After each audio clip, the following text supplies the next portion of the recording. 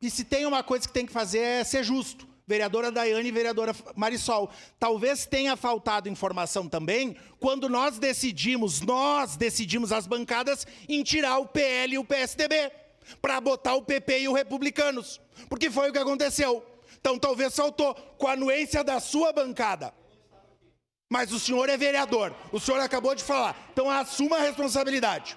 Eu cumpro acordo, não roo corda, não sou cafajeste e nem irresponsável. Mas é só para deixar bem enegrecido. Se tem alguém aqui para falar que tem moral nesse assunto, são as duas vereadoras das suas bancadas. Tem. E todo mundo sabe como essas discussões ocorreram.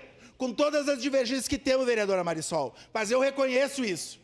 E nós chegamos num limite, a maioria foi essa. Mas vocês têm o direito de falar.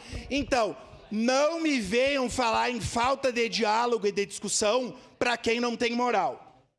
Sobre o tema, a minha liderança já se manifestou. O vereador Caleb talvez não leu o projeto de lei, é um problema. Não leu o projeto. No projeto da LDO, tinha o valor do Vale Alimentação. Então, o líder de governo não leu o projeto de lei, como não lê vários outros. Agora, para você saber, nós vamos votar a LOA, diz que tem um acordo aqui que a base vai derrubar o veto do prefeito de um acordo que tinha feito de emenda. Então, aqui é... Eu nem sei o que é isso aqui. É só confusão e confusão. Mas nós, enquanto bancada, temos essa proposta, defendemos a melhoria para toda a classe trabalhadora, vamos acompanhar o veto, vamos solicitar uma reunião ao prefeito para que intervenha e, por fim, já que está se...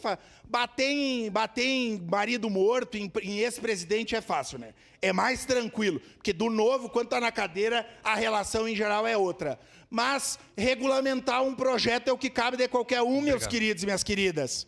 Então, menos churumela e mais responsabilidade na fala e nos posicionamentos. Próximo vereador inscrito em